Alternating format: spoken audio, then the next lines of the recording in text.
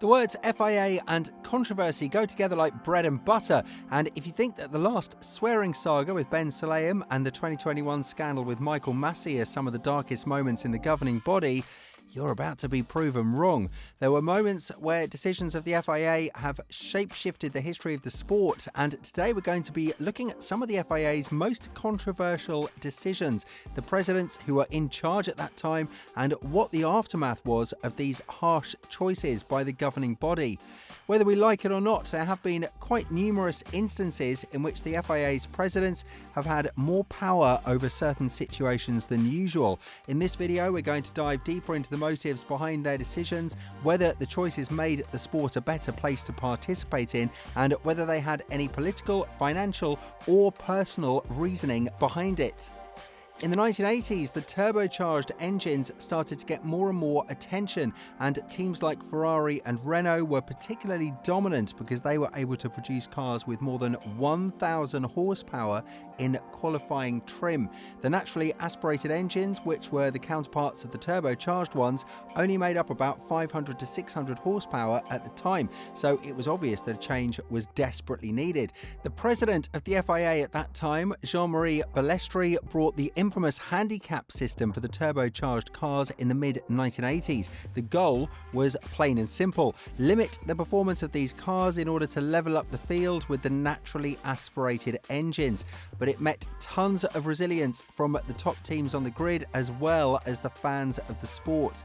The system worked in a very simple way. It regulated the boost levels, or the amount of speed that these cars can use, by the turbos. The FIA wanted to prevent the engines from having an unfair advantage over the rest of the grid, as they went on a step further and produced weight penalties as well as fuel restrictions for the turbocharged cars. However, the system itself wasn't proven to be the best decision that Balestre could have brought at that moment, and even though the return of the turbocharged engines in 2014 showed that it's the right way to go forward in the sport, back in the 80s, it was very controversial and a heated debate among fans and top executives. The saga ended by the turbocharged engines being banned in 1989, but the talks as to whether or not this was the right decision remain to this day. Another significant change in the late 1980s and early 1990s was made by the president who succeeded the throne after Balestre, Maxmosley. Max believed that the tyres should be changed when it comes to cornering, which is one of the most pivotal parts of the F1's performance. At this time, F1 started to witness increased cornering speed, and in a combination with the massive downforce, the cars were generating immense grip through their slick tyres. For your understanding, slick is contrary to what Mosley introduced, grooved tyres. The FIA's response to the safety concerns that were raised by many teams and drivers regarding the cornering speeds was quite unique. Introduce tyres with longitudinal grooves carved into their tread.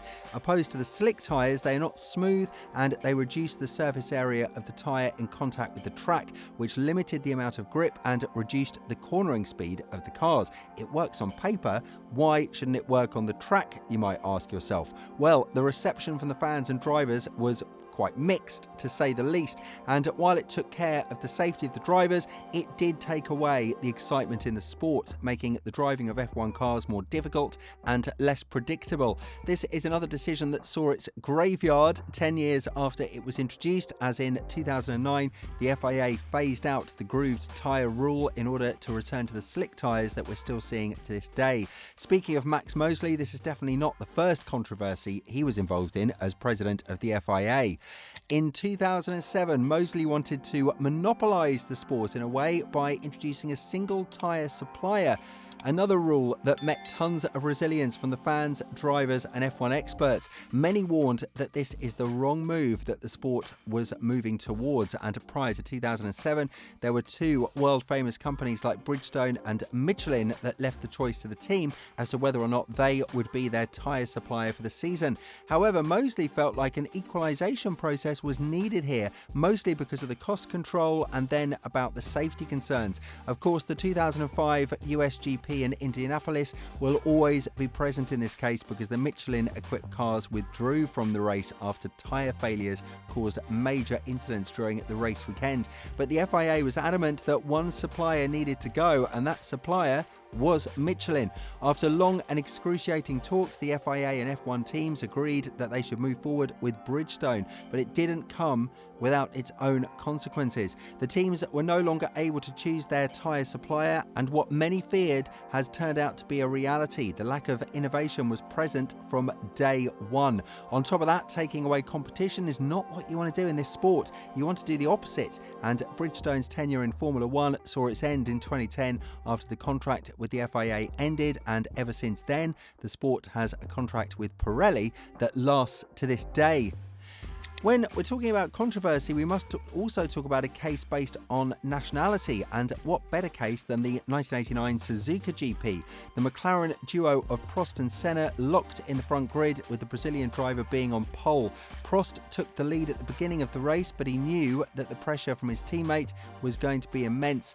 47 laps of intense racing, and Senna tried to dive on the inside, throwing himself and hoping that Prost would back off, but both of them ended up outside of the track. Unlike Prost, Senna was able to continue the race, only for him to be disqualified at the end thanks to Balestre. After the race, a deep investigation was launched by the FIA, and the decision was quite shocking. They disqualified the Brazilian driver, who would have won the race and effectively made Prost the champion of 1989. Prost was a French national hero at the time, and Balestre's biased decision is something that is being talked about more than 30 years after the accident. Even though Prost wanted to stay out of the political drama surrounding the incident, his celebration of the championship has shown that he understood it's not gained in a fair way. Back at Moseley we come. In 2008, Max decided to freeze the development of the engines with a goal of reducing costs, increasing competitiveness, and focusing more on the skill of the driver rather than constant technological development that kept favouring the high-profile teams. The teams were unable to develop their engines during the season, which meant that whatever engine they started the season with in 2008, they would have to end it with the same technical characteristics, limiting the technical arms race between the competitors. There were certain teams who found a loophole in order to gain more performance, like BMW and Renault, teams that worked on improving the fuel efficiency and engine mapping to extract more power from the same engine. With such a freeze, the teams were forced to work more on aerodynamics and chassis development, and the strategic variability between teams was significantly reduced.